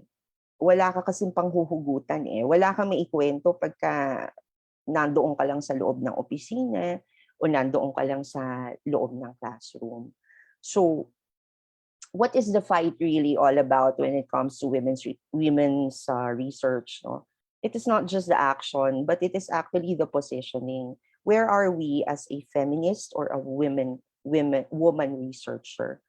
Where you are kasi, where you are situated, will actually enable you to work for the betterment of these women. So I think I will end up with that kind of note. Thank you. Thank you very much, Dr. Faye. Wow, that is so beautiful. Your poetic discussion is so illuminating. And now I am speechless. Grabe, ang galing mo. Ang galing. And we learned a lot from there. All right? Thank you po. Yes, Thank you for this privilege also of yes, making okay. kwento. Can we give another virtual applause to these 4 brilliant women who just shared their product of hard work? Ayan. Thank you, thank you. Can you please use your emoji reactions? All right. At this juncture, we will now proceed to our open forum. Please type your questions or comments in the chat box, or you may also raise your hand to be acknowledged. And once you're acknowledged, kindly turn on your microphone and camera. Sabi tuloy ni Dr. Jen, Ma'am Faye, thank you daw. Jung Yun Alden. All right. Thank Okay. you po din. Ang daming nag-raise ng hand. Siguro hindi pa nila naibababa ito from earlier. Okay. Okay. Let's get the first question from sino bang nauna? From Raymond Galang. Raymond Galang, are you there? All right. Parang kanina. Okay. The first question will be addressed to Professor Soar. Professor Soar, what are the challenges of doing MIL teaching and research when there is unfortunately limited local media content? How can we help your cause? Hi, thank you. Thank you for that question. No? Kanino kaya galing yun, ano? Because they wanted to help cause. Yes. Definitely,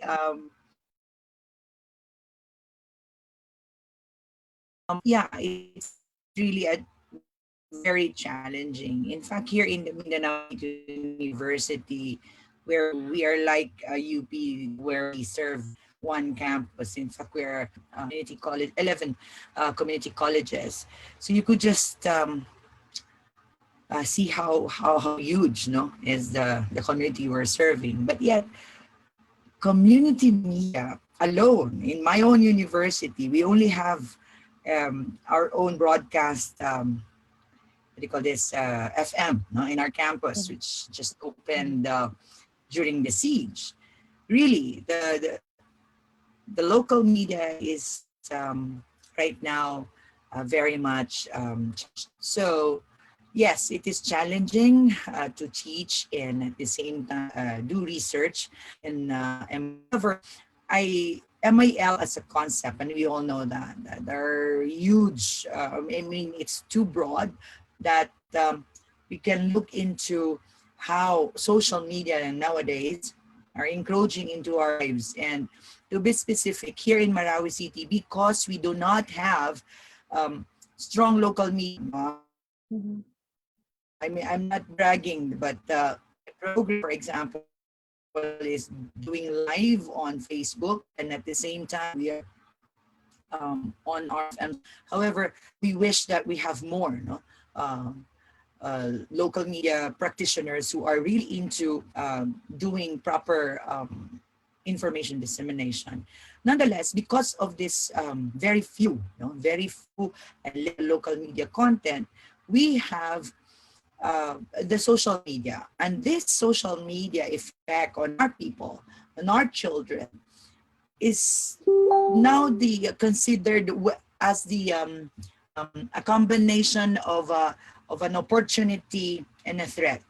For us, it's our opportunity to broadcast. Our citizen journalism here is very strong.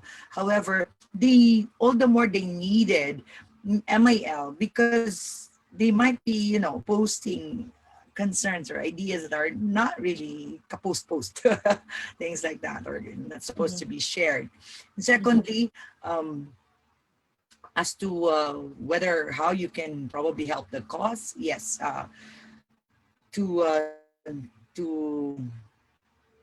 all of you here, I see for UPLB, thank you to UPLB for putting in me this kind of concern to the community. We have UP Diliman, we also have UP Baguio. Maybe what we can do in this cause is, for those who have watched my presentation, maybe let us do or let's synchronize, do the same thing in our own community. Enhance this individual in understanding and in getting into the real MIL concept. I think we will never be words such as until today, a lot of people still using the phrase fake news, for example. For the sake of it, it's better to say fake information or misinformation. But until now, people not decipher the differences among information disorders. So things like that. So as we go on and enhance this, see with whatever community we are in, maybe we can help in this cause. And yes, you can always email me, get it from the organization, or find me on Facebook. So yun lang Alright. siguro. Malakas na ba ang Thank you ulan very much dyan, for Ma'am Sor? this chance. Okay, parang Oh, kasi nandiyan na lahat. yeah, medyo nagcha-choppy na kayo from my end. All right. So thank you, Ma'am Sor, for that. And our participants will definitely contact you kapag gusto nilang makipag-collaborate and know more about your research.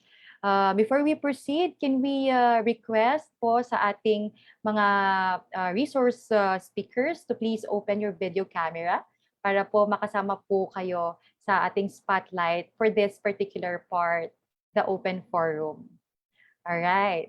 So we have here a question from Dr. Pusta. Hello po, ma'am. Magandang hapon po.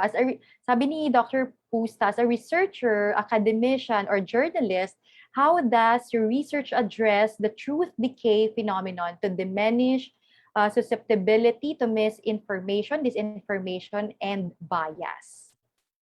Ayan. Sino po ang gustong sumagot po sa inyong apat? Dr. Jenny? You wanna go first? Probably, that would be, I myself am a journalist that has Alright. transitioned to teaching. And Yes, I ma'am. still work in JORN as the OIC and EIC of the digital media section of PTV. I'm also the still an opinion editor of Manila Standard for many years now, and a sports journalist for many years before that. However, the question is about truth decay in research. And personally, that is not my research interest. As I have, I don't know if I mentioned it, but my research interests are subcultures and culture in communication. So I suggest probably Prof. Mayet or Dr. Sor. Ma'am Sor. Yes. Yeah. Professor Mayet, would you like to answer the question of Dr. Pusta? Good afternoon. Thank you for the question. I think as a journalist and also as a citizen, I should share the stake in, particularly now in the pandemic, to make even clear the distinction between misinformation, which might be which is sharing of false information unconsciously or not deliberately, and the difference between that and disinformation, which is a more manipulative, deliberate sharing of false claims. And as a journalist, and also as a teacher, I write as well as engage, particularly in social media, where a lot of misinformation and disinformation is being conducted. In Cebu, I've noticed that many journalists are actually now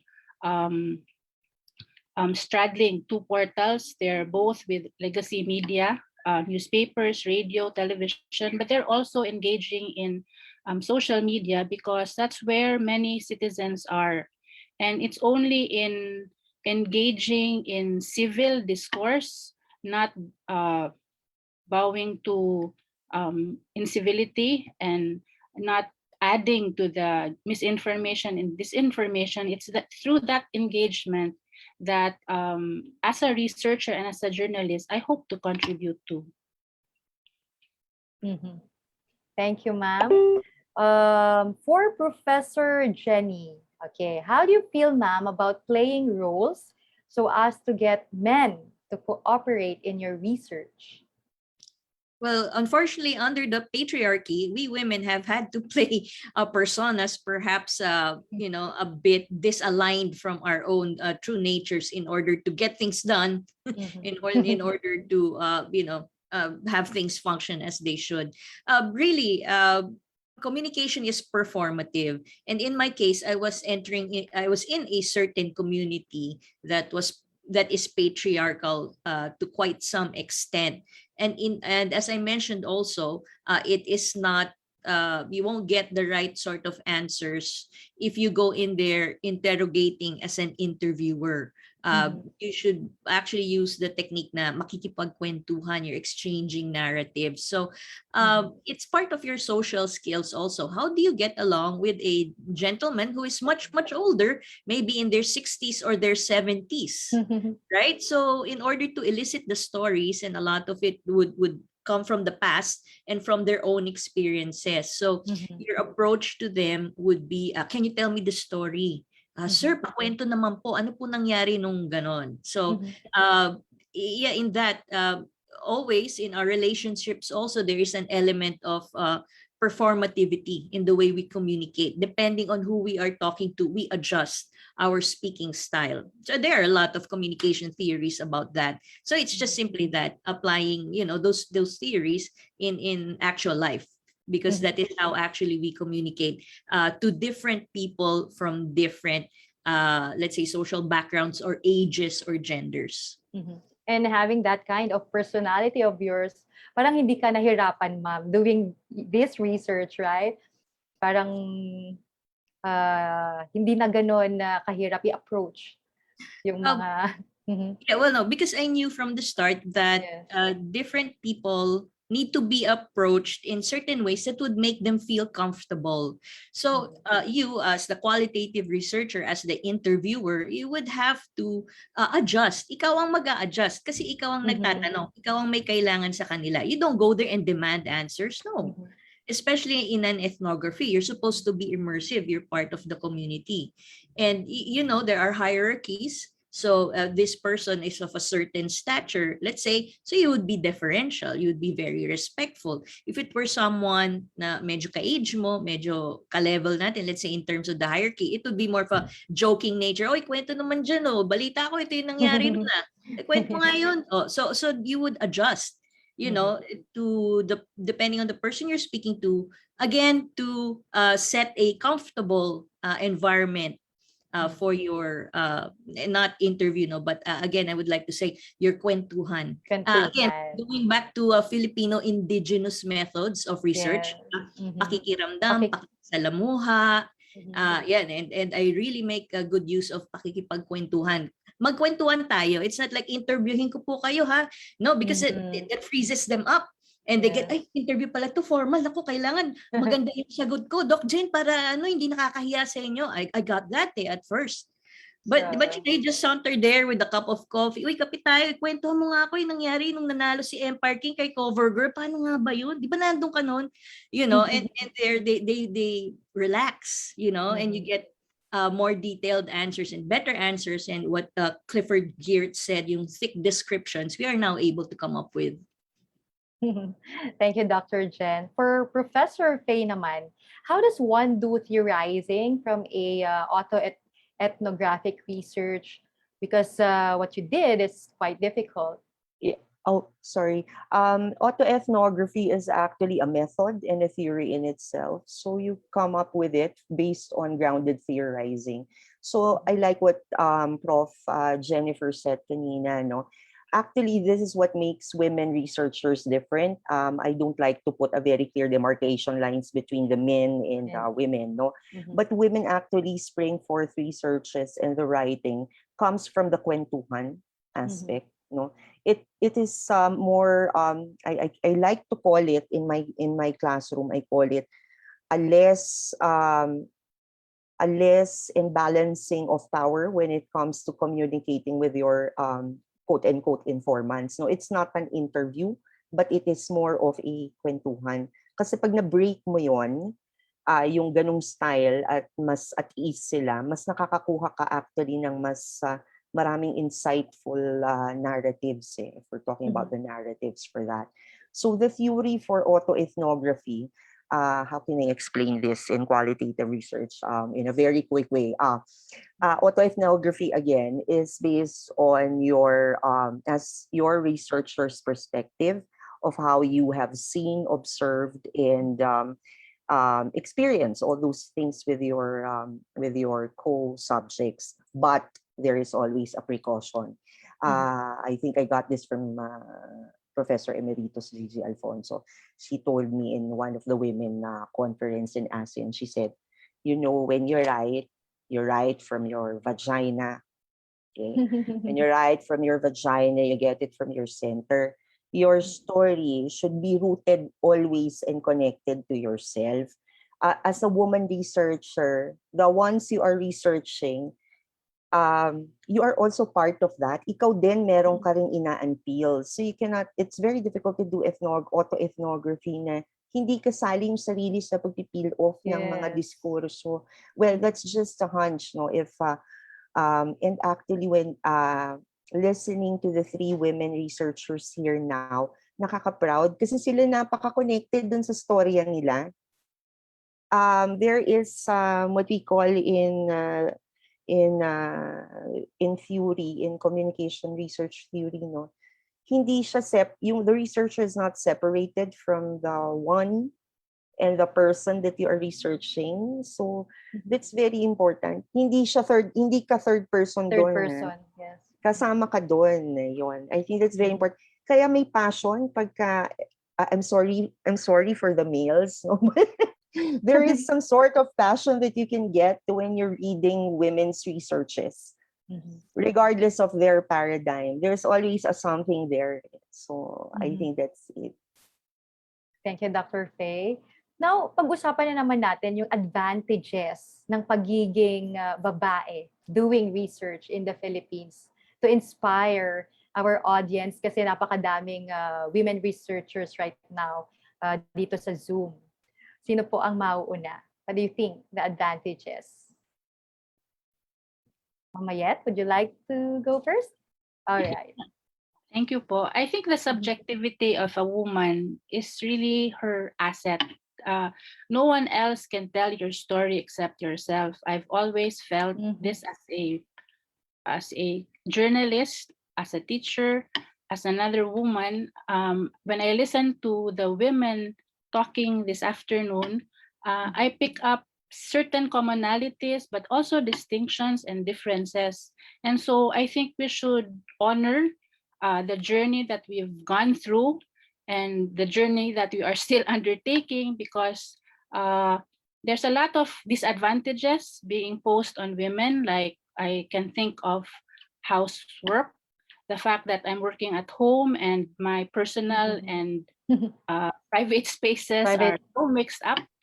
But this is part of my subjectivity as a woman. And when I think about so many women journalists during the colonial era, that's my ongoing research now, being silenced and they're not mentioned in anthologies and encyclopedias, they're not credited, I would like to contribute to surfacing these voices, because the voices at the turn of the 20th century have so much in common with the voices of women now.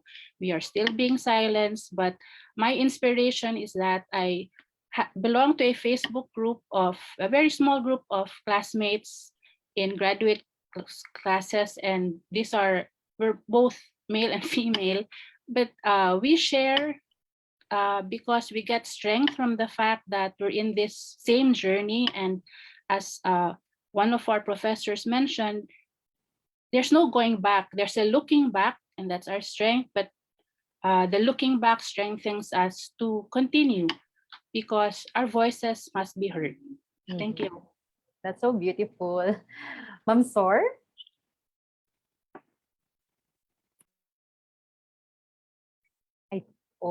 I think medyo naglalag si Ma'am Sor. Ma'am Jen? Nakamute po kayo, ma'am. Ma'am, the question again, please. What do you think are the advantages of being a woman doing research here in the Philippines? Well, I've noticed in my experience that people tend to open up more to a woman. Parang they feel the woman is less threatening than the male.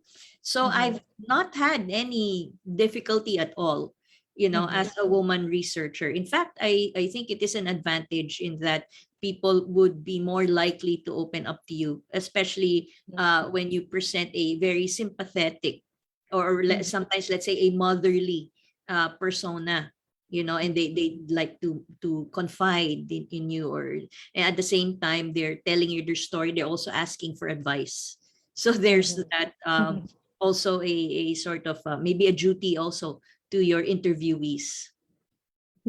Nagiging cooperative sila. It All becomes right, ma'am. interactive. Yeah, the process is Yes. interactive now. Yeah. What about you, Dr. Faye? I think it's three things, no, main advantages of women as researchers, no, not only as researchers, because most of these women here now, in this workshop or seminar that we're doing, no, they're all action researchers, no. So I want to refer to that they are often community builders also. No, it is actually the advantage of the women that we are more introspective. I apologize to the males in the house. So that kind of introspection is really a very female thing. Yung kutob, ayan, parang ganon, yung kutob sa babae, there is this tendency, I think because we have been raised in a very marginalized position. Ang babae pag nagtanong medyo mas nag-iisip, no, less ang hindi siya tactless kasi nga sanay siya na wala siyang power So it goes to my second point. When the woman is a researcher, usually she's more aware of problems on power, which does not exactly translate too much when you are communicating. Meaning, if you're talking with your participants, medyo mas less yung power struggle with a person, no. Another is the strength in terms of listening. Women, I think, are very good listeners. I think we are physiologically, biologically, sociologically wired that way. And now that I see this very much evident in the pandemic and when I was doing my PhD in LB, kasi dala-dala ko yung anak ko maliit pa, I bring her inside the classroom. The women actually have the capacity to multitask kasi I think we are wired that way. Most household, it starts in the household there. Household responsibilities are actually allotted to women. So ikaw, kaya mo na yan eh. Yung nagluluto ka habang nag-e-encode, nagsasalita ka habang sumasagot ka dun sa email sa office, yung mga ganyan, or setting the table while watching the news, or all those kinds of simultaneity of tasks. Babae ang maaasahan mo dyan eh. Hindi siya research pero based on observation. Even as an administrator in UP Baguio, I'm sorry for the males, the women really are the multitaskers. No? Talagang kaya mag-admin work, kaya magsulat, kaya mag-research habang nagtuturo, habang nagko-community service, habang nagfo-forward ng advocacy. I think it's the way of the women to cope with that kind of marginalization for such a long time. So mas kaya niya na lumabas sa box. Diba? You try to observe that when you're raising children, the difference in giving instructions to young boys, to your sons, as compared to giving instructions to the females. O diba? Parang usapang babae yan pagka sa amin sa office, yung mga nagpapalaki ng anak. How do you tell your son to fix the bed? Talagang literal yung bed lang yon. Pero pag babae sinabihan mo fix the bed, lahat na yon. Okay. Naku, as much as we want to read all your questions, it's already 2:54. Hindi na natin namalayan yung oras. And this has been a very fruitful exchange of thoughts and very productive discussion from our distinguished speakers. Maraming salamat po sa ating resources speakers. Yung mga tanong po ninyo, perhaps we can give it to our resource persons and they will answer your questions via email. All right. Hopefully, we were all able to learn from our speakers on their respective talk discussions. And we hope that today's webinar inspired us to also pursue research in our respective fields. So we apologize in the interest of time. We couldn't read all your questions, but then again, they will answer your questions asynchronously. Okay, with that, to give us her closing message and what to expect next month, allow me to introduce to you this woman who is truly a gem in the academic community, Dr. Joyce Ariola. She's a professor of communication and literature at the University of Santo Tomas. Currently, she is a regular member of the National Research Council of the Philippines, Division 11 Humanities. She is also the Director for Research of the Philippine Association for Communication and Media Research, Incorporated. Her research interests include postmodern and postcolonial media and cultural studies, cinema studies, and adaptation studies. May I call on to our virtual stage to deliver her closing message. Ladies and gentlemen, Dr. Joyce L. Ariola. Thank you, Professor Rosales. Good afternoon. It is my honor and pleasure to close this afternoon's Women in Research webinar on behalf of the PACMRI Incorporated. We have just listened to the experiences of 4 researchers whose work are deeply affected by their respective positionalities as women. The gender construct is an oftenly neglected component in the conduct and evaluation of research. We have received in the 21st century this 19th century elaboration of the Enlightenment doctrine that pays premium to reason, which, although freeing, had always been tied to the idea of manliness. This Enlightenment hangover is still upon us because the very idea and processes of research are the products of the rational spirit, and rightfully so. Most of the time, we have to resort to metacognition, to meta-analysis, to reflexivity in order to uncover the woman question in research in all its applications via history, the female, feminist, feminine phases, or via the current allowances for the performative of gender. Our 4 presentations this afternoon reminded us of the importance of unveiling the woman question in our research practices. Associate Professor Yusuf, Latif Yusuf of MSU presented zeroes in on the promotion of media and information literacy skills among the Maranaos. She underscored the basic right of the Mindanao people to be educated in skills that will allow them to think critically of information about their community. Her presentation showed us how a program based on local culture, particularly promoting religious values, may have more chance at succeeding. Dr. Jenny Ortuoste of UST gave us a peek into the methodology she employed in gathering data for her award-winning dissertation.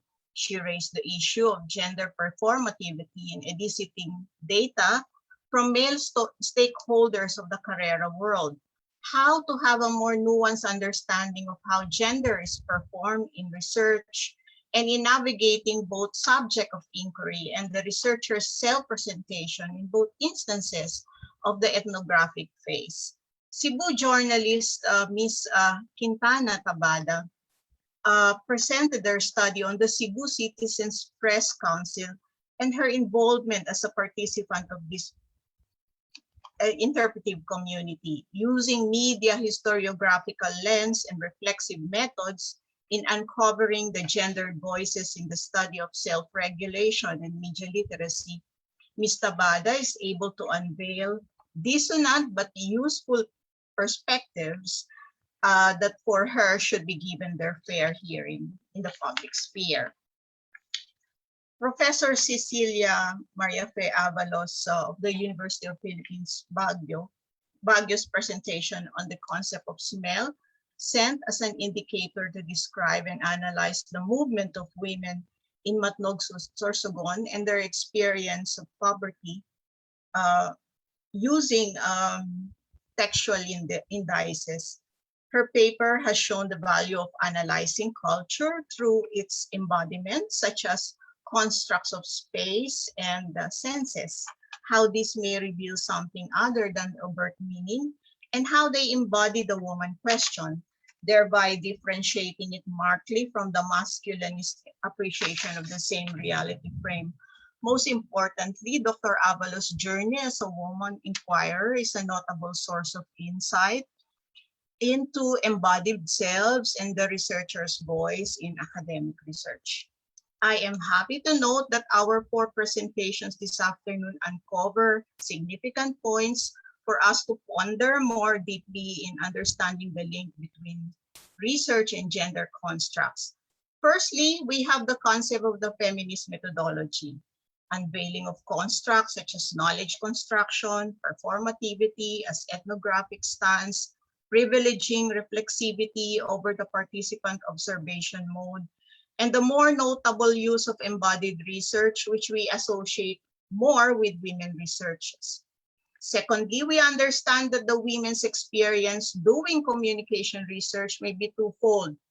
They directly confront the double mediation, that is feminist or gendered and communicative on the one hand. On the other, they bring in a more subtle understanding of life seen from communication and media lenses, such as actively seeking literacy skills, dialoguing with male stakeholders, being a woman journalist, articulating spatial construct. Either way, the double vision of being a communicant and a woman. Yet these women have shown that this double vision should be seen not only as challenges to our research work, but more of reasons to celebrate as we undertake the task of further enriching this aspect of our discipline. Before closing, may I invite you to another webinar titled Critical Research, a Tomasian Sampler, which will feature 3 methodologies of critical research or critical theory. This will be on September 29, 2021 from 10 a.m. to 12 noon. The paper will include critical research, a primer by yours truly, utilizing negative capability and paratextuality for transmigration in the Grey Bandits, 2012 by Ms. Dame Abelino of the Angeles University Foundation. Filipino Romantic Comedy, a study through the ABS-CBN Film Archives by Mr. Carlo Jake Martin of the Quezon City Government. And Hari ng Tondo, the convergence of hero and place in selected Fernando Poe Jr.'s Tondo films by Ms. Janice Roman of CNE Publishing and the Lyceum of the Philippines. Our panel is aimed at presenting a sampler from the University of Santo Tomas consisting of 3 theses defended under the MA Communication Program. We hope that this humble offering will present some salient points on the practice of critical research at the present time. On behalf of PACMRI, I thank this afternoon's presenters for their scholarship and dedication, and our participants for joining us in this webinar. I truly hope you had a fruitful afternoon. Good day, everyone. Thank you, Dr. Ariola, for that comprehensive synthesis, and thank you also for sharing your thoughts with us. That's another exciting webinar next month. Yay! Once again, thank you to our resource speakers, Professor Sor, Dr. Jenny, Professor Mayet, and Dr. Faye. Maraming salamat po. Before we go offline, we would love to hear from you regarding your experience with us today's webinar. Please answer the evaluation form by accessing the link being shown in your screen right now. All right? About your certificates, certificates will be given to those who pre-register on or before August 24. You should leave a comment or reaction in the event page of PACMRI in Facebook, and do not forget to complete the evaluation form after the event. The form must be submitted by 11:59 p.m. tonight. That's tonight. All right. This has been your host. I am Marinel L. Rosales from the Polytechnic University of the Philippines. Have a wonderful day to all of us. And thank you sa ating mga nakasama sa technical team, Ma'am Christine Viray, Dr. Hernan Paragas, Edison, and Catherine. Maraming salamat po. See you again. Stay safe, everyone.